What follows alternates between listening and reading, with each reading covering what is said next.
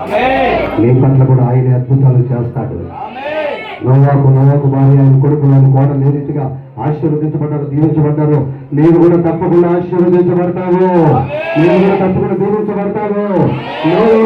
నీవు కూడా కృప పొందిన వారు అవుతావు. అలాంటి కృప నాకు కావాలని ఆశ నీకుంటే నీ కుర్చీ అలా పైకెత్తు. నీకోసం ఒక చిన్న ప్రార్థన చేస్తాను. ప్రభు నీ పట్ల కూడా ఇప్పుడే గొప్ప కార్యం చేస్తాను. ప్రేమ నమ్మకమైన క్రీడ, రక్షకుడు అయిన ప్రభువ, నీకు కోట్ల కొలది వేల కొలది స్తోత్రాలు నాయన. ఈ సమయముందు నీ పాద సన్నిధిలో ప్రార్థిస్తున్నాను.